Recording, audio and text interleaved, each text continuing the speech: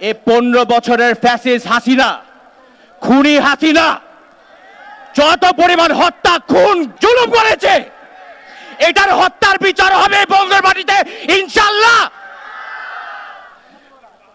যত ছাত্র জনতা, যতজন শহীদ হয়েছে, 15 বছরে অনেক মানুষ শহীদ হয়েছে, এ বিচার হবে বঙ্গের মাটিতে ইনশাআল্লাহ। আর একটা ছোট একটা কথা বলে যেতে চাই, হাসিনার একটা রেকর্ডিং ফাঁস হয়ে আসলো, উনি নাকি ফট করে দেশে ঢুকে যেতে চায়, ফট করে ঢুকে দেশে যাবে। আমি একটাই কথা বলতে চাই, দয়া করে আপনি ফট করে দেশে ঢুকেন। এবার স্বজন হারার কষ্টর বেদনার গল্প আমরা আপনাকে শোনাবো ইনশাআল্লাহ। আমরা নতুন জয় নিয়ে এসেছি, সেই একই জয়ের সাথে যেই স্বাধীনতা আমরা কামনা করি সেই স্বাধীনতা আমাদের ধরে রাখতে হবে, এবং সেই স্বাধীনতাটা সঠিকভাবে যদি ধরে রাখতে হয় তাহলে শুধু ফ্যাসিবাদ আন্দোলনে আমরা যেভাবে একত্রিত হয়েছিলাম সেই একত্রিততা আবার ভেঙে দিলে চলবে না। এখনো সবার একসাথে থাকতে হবে, সামনে আগামীর বাংলাদেশ গড়াতে সবাইকে একত্রিত থাকতে হবে। আমি বাংলাদেশ জাতীয়তাবাদী দলকে ধন্যবাদ জানাই আজকের এই আয়োজন করবার জন্য। ত্যাগ স্বীকার করেছেন যারা এবং যাদের পরিবাররা, তাদেরকে এইভাবে ধন্যবাদ জানাবার জন্য। এবং একই সাথে ধন্যবাদ জানাই বাংলাদেশ জাতীয়তাবাদী দলের ভারপ্রাপ্ত চেয়ারপারসন জনাব তারেক রহমান, যিনি পুরো আন্দোলনের সময়, গত 2 বছর যে আমরা এক দফা আন্দোলন ছিলাম সেই আন্দোলনের সময় এবং এই জুলাই আগস্ট আন্দোলনের সময় যতভাবে পারেন আমাদের সবাইকে সহযোগিতা করতে চেষ্টা করেছেন।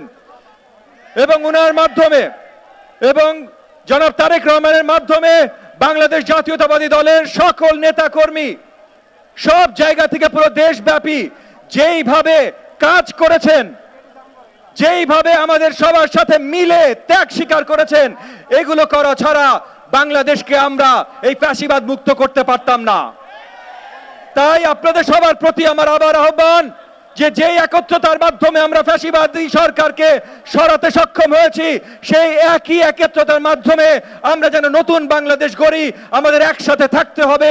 আজকের এই ছাত্র জনতার গণ অভ্যুত্থান এটা শুধু 1.5 মাসের আন্দোলন সংগ্রামই হয় নাই, এটা গত 1.5 দশকের একটা ধারাবাহিক আন্দোলন সংগ্রামের একটা সফল পরিণতি। এই আন্দোলন সংগ্রামে যারা ত্যাগ স্বীকার করেছেন, যারা নিহত হয়েছেন, তাদেরকে আমরা আজকে শ্রদ্ধার সাথে স্মরণ করছি। আমরা সুস্থতা কামনা করছি, মঙ্গল কামনা করছি।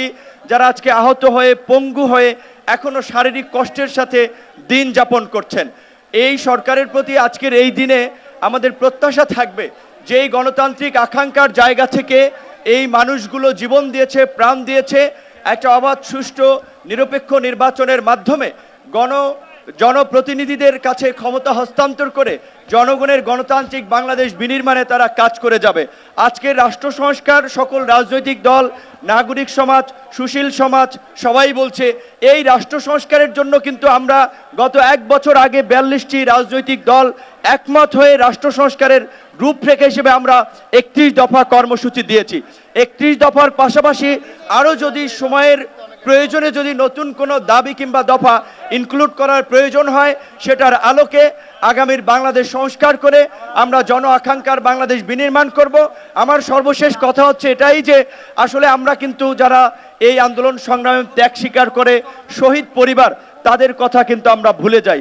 আজকের এই শহীদদের কথা যদি আমরা ভুলে যাই, আবার কিন্তু আমরা একটা ইতিহাসে আমরা কাঠগড়ায় দাঁড়াবো, আমরা একটা সংকটে পড়ব। তাই আমার বিনীত অনুরোধ থাকবে সকল রাজনৈতিক দলের প্রতি, বিশেষ করে সরকারের পক্ষ থেকে জুলাই ফাউন্ডেশন করা হয়েছে, পাশাপাশি রাজনৈতিক দলেরও যে দায়বদ্ধতা রয়েছে, প্রতিটি আহত নিহত নেতাকর্মী শুধুমাত্র জুলাই আগস্টে না, গত 1.5 দশকের আন্দোলন সংগ্রামে যারা প্রাণ দিয়েছে, ত্যাগ স্বীকার করেছে, আহত হয়েছে, তাদের প্রত্যেককে যথাযথ ক্ষতিপূরণ এবং খোঁজ খবর আমাদেরকে রাখতে হবে। যেহেতু বৈরী আবহাওয়া, আমি আমার বক্তব্য সংক্ষেপ করছি। আল্লাহ হাফেজ।